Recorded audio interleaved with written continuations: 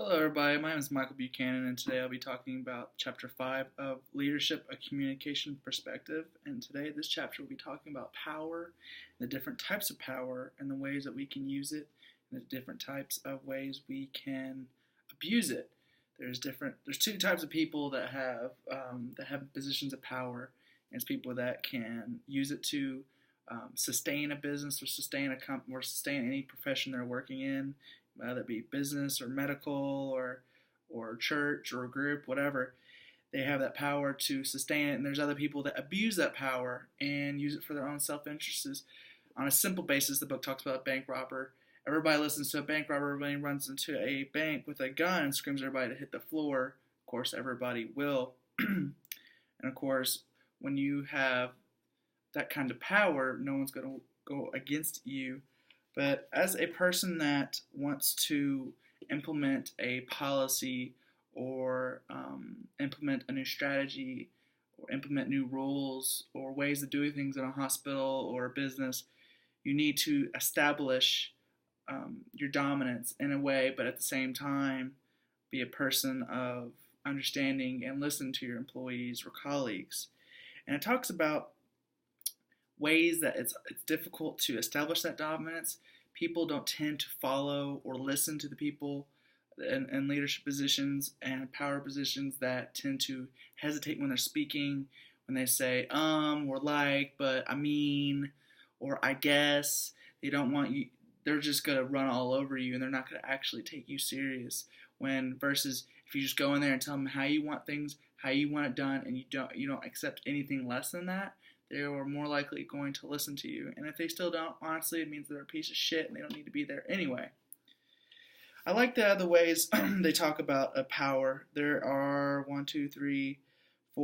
7 ways of power. There's the coercive power, which is like the bank robber. That's the dominant, punishment power. That is, I'm going to take away your money if you don't do this job. I'm going to fire you if you're late one more time. Just very dominant, very borderline abusive. But you kind of need this kind of power in some cases when you have issues with employees, because they will all sometimes try to look to take advantage of you and find a weakness. So you need to be able to have a coercive power, but you have to use it in moderation. You can't overuse it. Of course, with everything, too much of something is bad. So you always want to balance these out.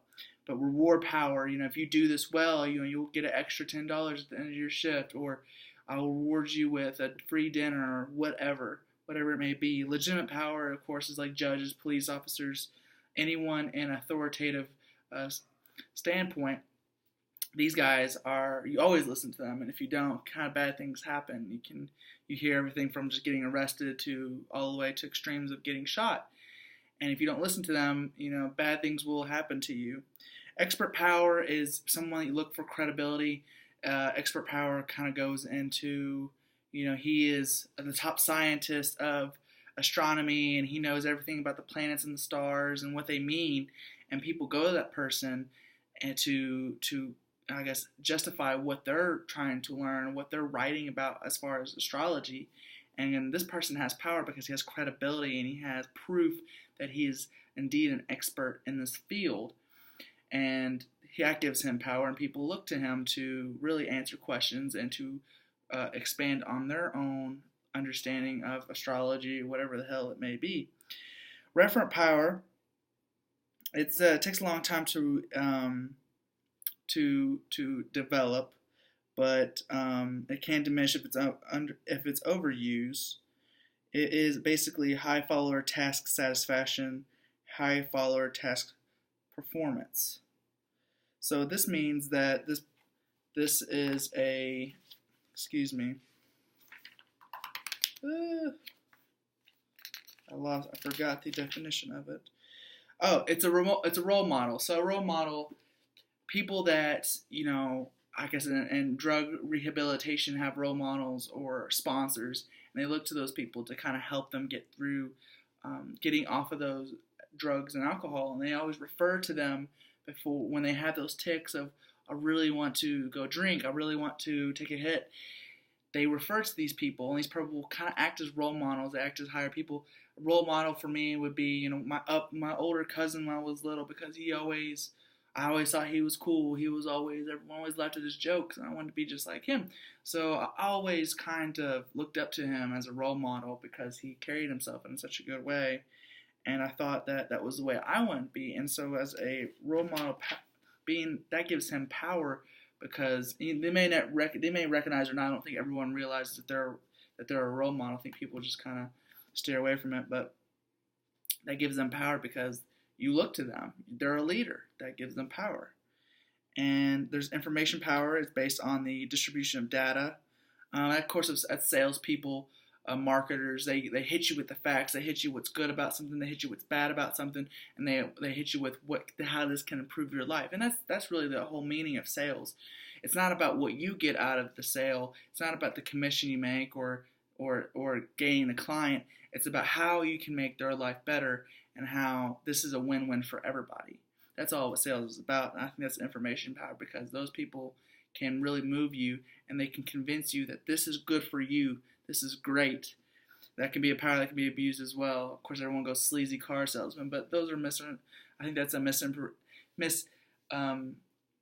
misuse of a kind of a stereotype in a sense. And ecological power,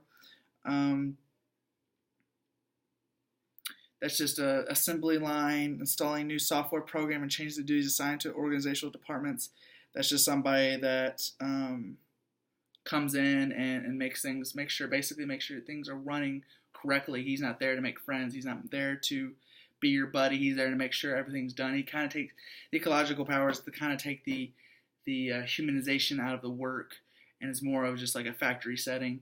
And I think you need that on a certain extent, but that is very light, because you don't want your business to be producing poor product, but at the same time, you don't want to make your employees feel like they're not even human beings. So these can be extreme, and these can be to use to your advantage. It depends on who the person is, who the leader is, and how he feels when he has power in his position.